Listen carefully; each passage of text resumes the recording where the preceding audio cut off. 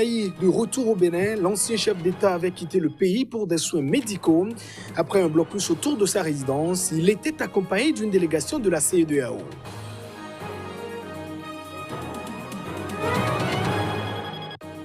Au Liban, la contestation ne faiblit pas. Plusieurs jeunes ont rallié le mouvement dans la capitale. Leur exigence, le départ de l'ensemble de la classe politique dirigeante.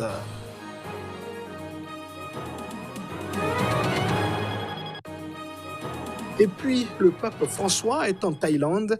Le souverain pontife effectue une tournée dans l'Asie. À l'agenda, le dialogue interreligieux et l'élimination des armes nucléaires.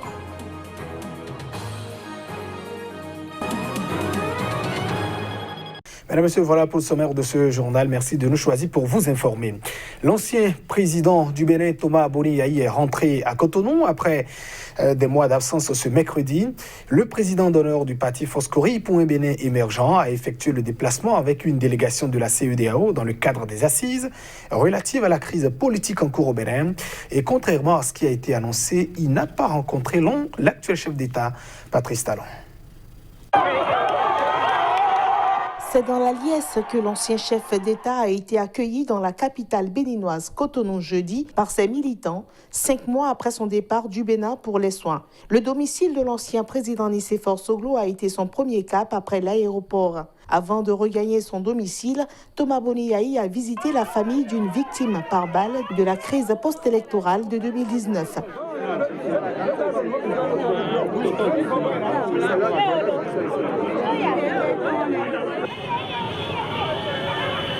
Donc je considère que le président Yayi Boni, dans le cadre de la mission de la CEDEAO qui vient au Bénin, il vient donner sa contribution, contribuer au débat. Nous attendions en principe que la délégation rencontre l'opposition vraie.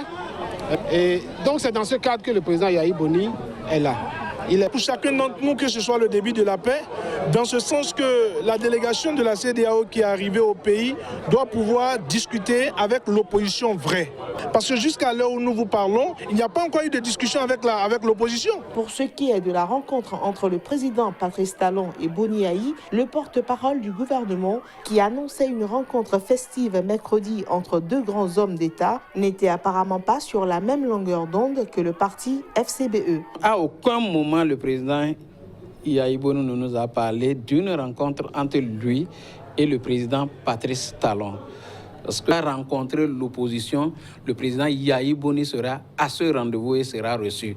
S'il s'avérait nécessaire que l'opposition et la délégation de la CEDEAO et le président Patrice Talon se rencontrent, il n'y a aucun problème, Yayi Boni serait en ce moment à ce niveau, à ce rendez-vous. Mais à l'heure actuelle, ce n'est pas un problème entre Yayi Boni et le président Patrice Talon. C'est un problème entre le Bénin, un problème de démocratie dans notre pays. Laissons les personnes de Yayi Boni et de Patrice Talon en paix et attaquons-nous au problème de la démocratie. En attendant les assises entre la délégation de la CEDEAO et les protagonistes, l'ancien chef d'État s'est terré dans sa maison où il a été 52 jours durant gardé.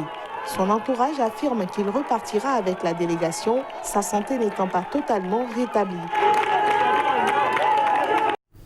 Au Zimbabwe, la police a dispersé ce mercredi à Harare à jet de gaz lacrymogène et à coups de matraque des partisans du MDC, principal parti d'opposition du pays, venus écouter un discours de leur président. L'intervention des forces de l'ordre a fait plusieurs blessés dans la foule. Reportage. Bravant une interdiction des autorités de se réunir sur une des places de la capitale Harare, plusieurs centaines de militants et sympathisants du mouvement pour un changement démocratique MDC, principal parti d'opposition du Zimbabwe, s'étaient rassemblés ce mercredi devant le siège du parti pour écouter un discours de leur chef Nelson Chamisa sur l'état du pays, englué dans une crise économique catastrophique.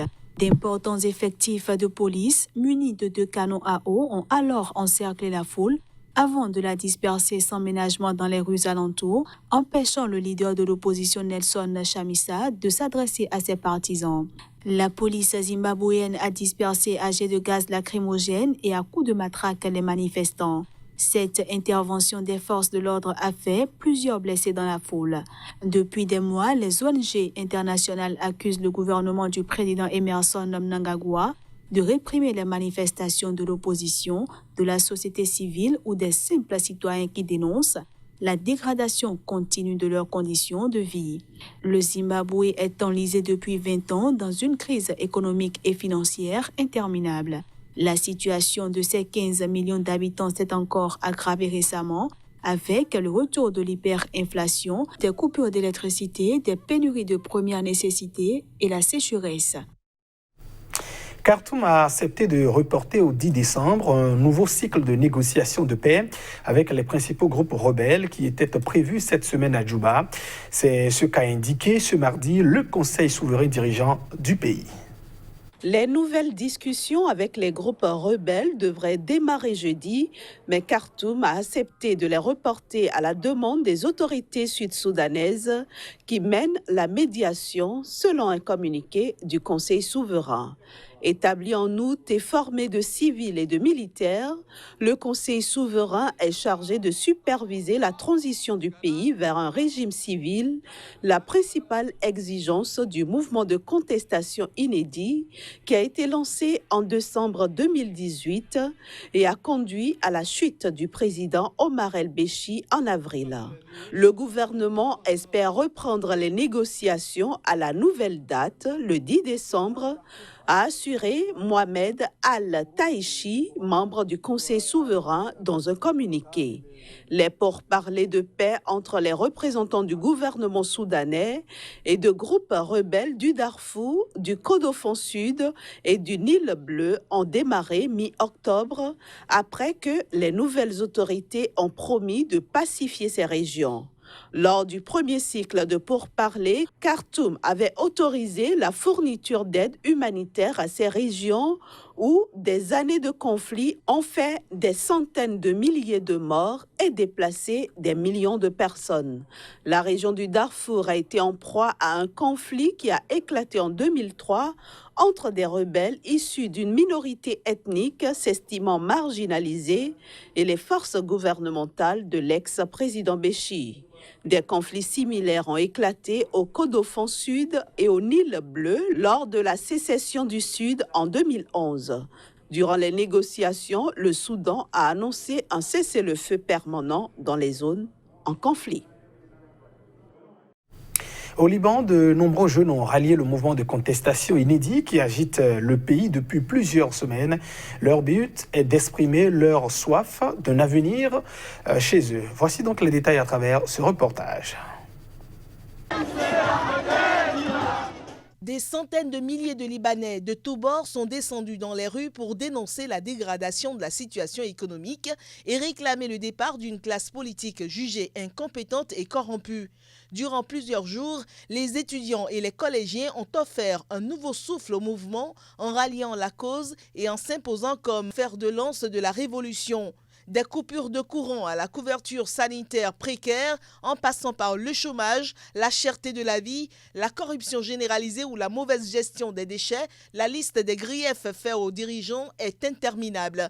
Mais l'un des principaux reproches de la jeunesse est l'absence de perspectives professionnelles dans un pays qui compte moins de ressortissants sur son propre sol, environ 4,5 millions qu'à l'étranger. Nous revendiquons des droits de l'homme fondamentaux, de l'électricité, des espaces publics. Nous exigeons qu'ils ne volent pas, qu'ils cessent de nous voler. Je suis né avec la peur. Pourquoi devais-je être né avec la peur? Pourquoi dois-je toujours demander à mes parents où puis-je aller et où il y a des problèmes afin de les éviter? Pourquoi? Bien sûr que j'ai peur pour mon avenir si les mêmes personnes reviennent au pouvoir et qu'elles ne pensent à rien d'autre qu'à leurs intérêts et à leurs poches. Il n'est question que de quotas, de vols et de pillages. Et personne ne pense à mon avenir. Personne n'y pense. Personne ne songe à construire un pays. Ils ne pensent qu'à leurs poches et à la manière d'envoyer ensuite leurs enfants à l'étranger. Ils ne pensent qu'à eux seuls. Pour le chercheur Nadim Mouri, cette génération née dans les années 2000 a surpris son monde en se levant subitement contre les codes sociaux et politiques, pourtant lourdement ancrés dans le pays. D'autres mouvements populaires ont eu lieu par le passé au Liban. En 2005, des centaines de milliers de Libanais avaient manifesté pour obtenir le départ des troupes syriennes. 10 ans plus tard, un autre mouvement avait vu le jour face à la crise des déchets.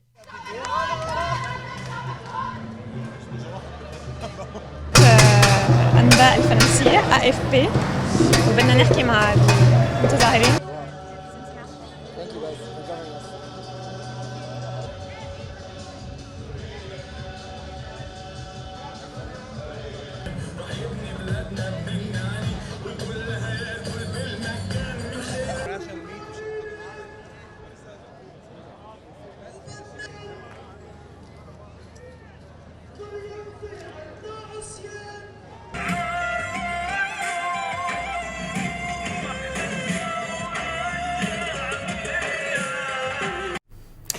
De nouveaux rassemblements hostiles à la présidentielle du 12 décembre prochain ont eu lieu ce mardi à travers l'Algérie. Ces nouvelles manifestations sont intervenues au 3e jour d'une campagne électorale agitée. Les détails.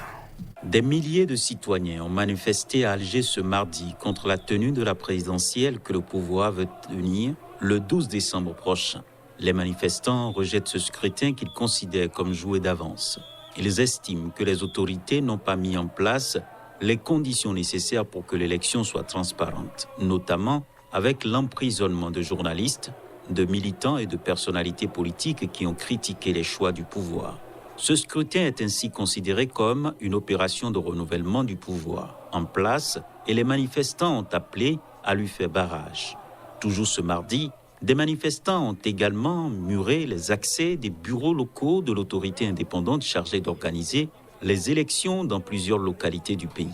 En campagne depuis le 17 novembre dernier, les 5 candidats en lice pour ce scrutin sont issus du personnel politique associé au président déchu Abdelaziz Bouteflika. Cette marche a été le 39e rendez-vous hebdomadaire depuis le début du mouvement populaire le 22 février. Citant un réseau de militants de la société civile à travers le pays, le vice-président de la Ligue algérienne de défense des droits de l'homme, Saïd Sali, a indiqué que des dizaines de personnes ont été arrêtées lors de ces rassemblements. Le général Gaët Salah a balayé toutes les revendications du Irak sur un changement de régime et refuse toute autre sortie de crise que la présidentielle du 12 décembre qui, selon les contestataires, ne vise qu'à régénérer le système au pouvoir dont ils veulent se débarrasser. Et puis le souverain pontife est en Thaïlande. Le pape François est arrivé ce mercredi dans ce pays de l'Asie où les chrétiens catholiques sont minoritaires. C'est la première étape d'une tournée axée sur le dialogue interreligieux et l'élimination des armes nucléaires. Le pape François a été accueilli à sa descente par le vice-premier ministre thaïlandais et le ministre des Affaires étrangères. Également présent à l'aéroport, sa cousine Anna Rosa Sivori, missionnaire depuis plus de 50 ans dans le royaume. Plusieurs dizaines de jeunes arborant des drapeaux de la Thaïlande et du Vatican ont salué le souverain pontife.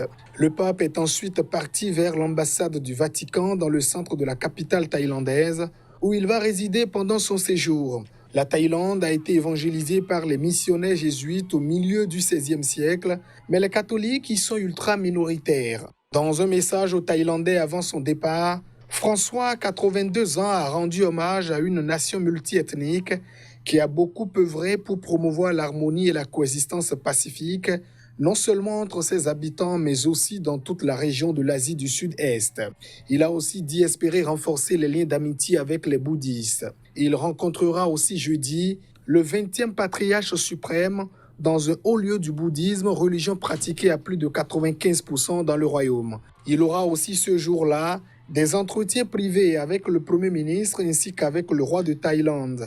Le pape célébrera enfin une messe dans le grand stade de Bangkok pour la communauté catholique du pays qui compte quelques 400 000 baptisés, quelques 50 000 fidèles, dont plusieurs centaines de chrétiens membres de la minorité karen et venus de provinces reculées frontalières de la Birmanie devraient la suivre soit à l'intérieur, soit sur les écrans géants.